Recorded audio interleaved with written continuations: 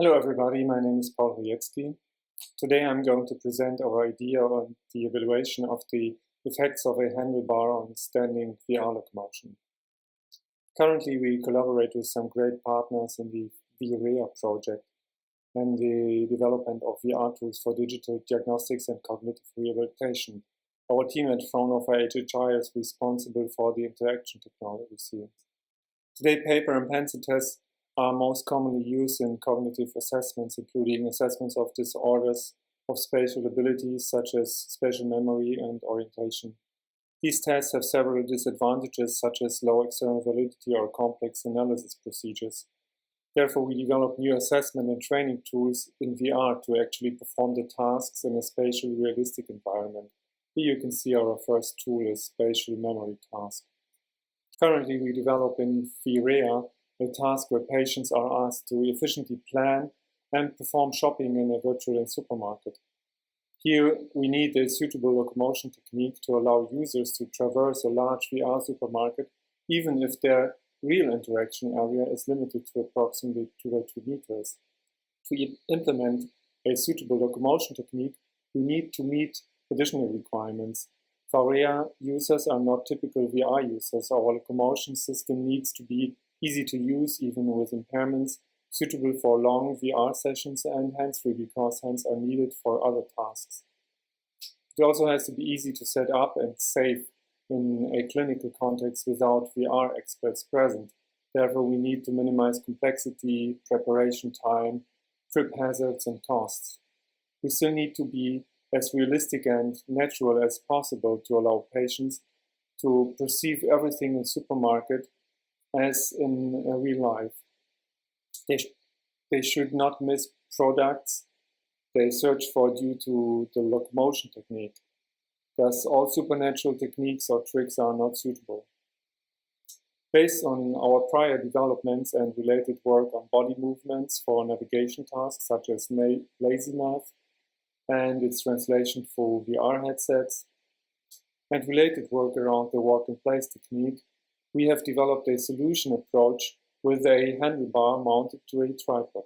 This construction is simple, inexpensive, adaptable to various user dimensions, and it represents the real counterpart of the virtual handlebar of the supermarket shopping cart.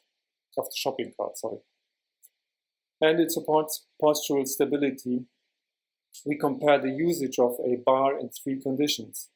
In all of the techniques, walk-in place is used for acceleration or forward movement in VR. In the first condition, only walk-in place, steering is controlled via shoulder rotation.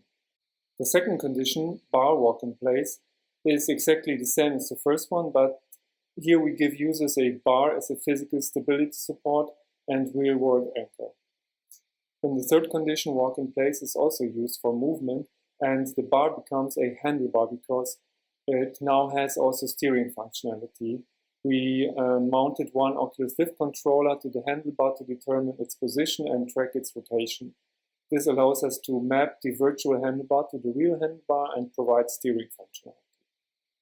This is our VR setup. We use the Kinect technology and our own algorithm to detect shoulder rotation and knee bending. Shoulder rotation or the handlebar rotation is mapped to the VR shopping cart. Here you can see the condition 3 used in the test scenario. The user is forming the walk-in place and to move forward, and the rotation of the handlebar determines the rotation of the shopping cart in the VR. The evaluation task was pretty simple. It was just to locomote and navigate within the VR supermarket. Every subject had exactly the same path. They only needed to follow the arrows on the ground. Within the path, we had 6 checkpoints at which subjects reported their sickness on the fast motion sickness scale. We recorded the simulated sickness questionnaire before and after each trial, 6 times the fast motion sickness scale within each trial, the travel time between checkpoints, and the satisfaction and stability using several questions. Due to the pandemic, we could only test 6 subjects. Let's have a look at the results. Pre-trial SSQ looks normal. Post-trial SSQ indicates that the third condition, handlebar, performs best. Surprisingly, the second condition seems to cause even higher sickness symptoms than the first condition, which does not provide any stability support. The FMS scores support the SSQ results. As expected, best cybersickness reduction is reported for the third condition with the handlebar, where FMS scores are almost constant for the entire experiment, while FMS scores increase in the other conditions from the third checkpoint. No differences could be found for efficiency measured by travel time between the checkpoints. Here we have the post-trial ratings for our satisfaction and stability questions on a 7-point scale. Both conditions with the bar got better ratings for postural stability than the walk-in-place only condition. Even though forward locomotion was implemented in the same way for all conditions via walk-in-place, the conditions with a bar or a handlebar were better rated in this domain. The handlebar condition was best rated for left and right steering, and the overall satisfaction with the motion control rated on the 7-point Kunin scale was best for handlebar walk-in-place, followed by the second condition, and lowest for the first condition, only walk-in-place. Let's close with some takeaway messages. So any condition with a bar provides safe hold, more stability, and higher user satisfaction in VR. The handlebar condition reduces cybersickness but seems not to improve efficiency. A bar, especially with steering functionality, seems to be a very promising and simple tool for VR locomotion. We see potential for the usage of a handlebar in various other standing or seated locomotion metaphors, such as a bicycle, segway, rollator, or pushchair. Thank you for your attention and the committee for organizing this workshop. Unfortunately, we cannot meet in person this year at the IEEE VR in Lisbon.